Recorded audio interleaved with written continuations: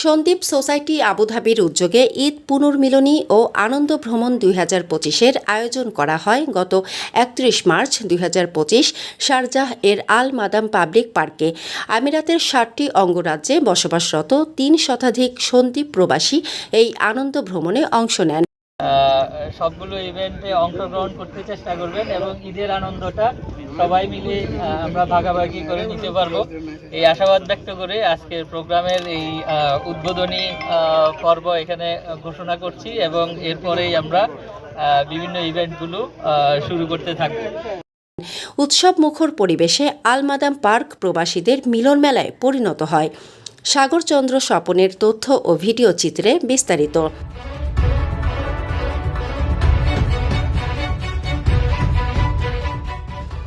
সারাদিন বিভিন্ন খেলাধুলা ও অন্যান্য কর্মসূচির মধ্য দিয়ে আমিরাতে বসবাসকারী সন্দীপবাসী দিনটি আনন্দের সাথে উদযাপন করেন।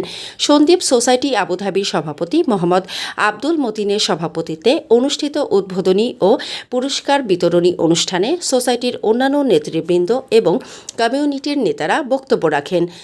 বিসমিল্লাহির রহমানির রহিম। সন্দীপ সোসাইটি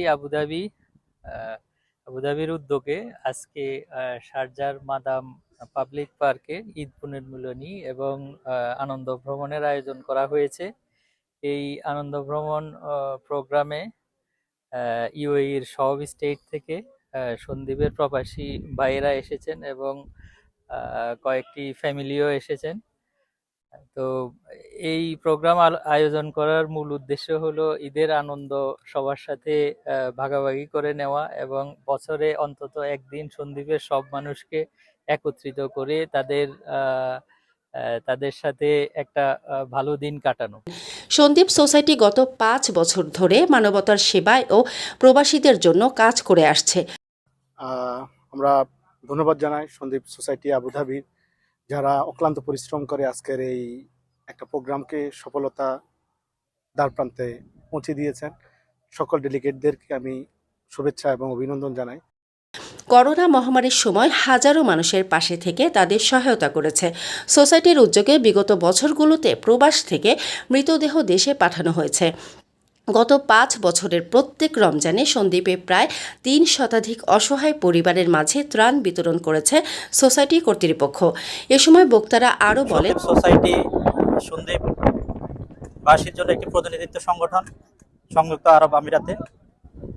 সন্দীপ সোসাইটি দেশে এবং প্রবাসে একটি মানবতাবাদী সংগঠন। আমি আশা করছি আমাদের সন্দীপবাসী এই সংগঠনের সাথে যুক্ত থেকে আন্তরিকতার সহিত যেভাবে মানবতার কল্যাণে কাজ করে যাচ্ছেন। সন্দীপ সোসাইটি গরিব, দুস্থ ও অসহায় মানুষের পাশে থেকে কাজ করে যাবে। চিকিৎসা, শিক্ষা সহ সচেতনতামূলক বিভিন্ন কর্মসূচি অব্যাহত রয়েছে বলেও জানান বক্তারা। প্রবাসে যারা আছি, যে কোনো সংগঠন, সামাজিক সংগঠনগুলোকে আমরা যেন কোনো পলিটিক্যাল ভাবে না নিই, রাজনৈতিক ভাবে না নিই, এটা আমার আজকের এই প্রোগ্রাম থেকে অনুরোধ রইল। এই প্রোগ্রামগুলো হচ্ছে যে আমরা সামাজিক প্রোগ্রাম, মানুষের কল্যাণে কাজ করে। আমরা এখানে বিভিন্ন সর্বদলের মানুষ এখানে, কিন্তু বিভিন্নভাবে সমালোচনা হচ্ছে, সমালোচনা করি আমরা রাজনৈতিক নিয়ে। হ্যাঁ, এটা আমার অনুরোধ রইল সন্দীপবাসী আমরা যারা আছি, এই প্রোগ্রামগুলা সংযুক্ত আরব আমিরাতে এই সামাজিক প্রোগ্রামগুলোকে আপনারা রাজনৈতিকভাবে নেবেন না, কোনো পলিটিক্যাল ভাবে নেবেন না। আমরা সবাই ভালো কাজে এবং ভালো কাজের জন্য আমরা সবাই ঐক্যবদ্ধ।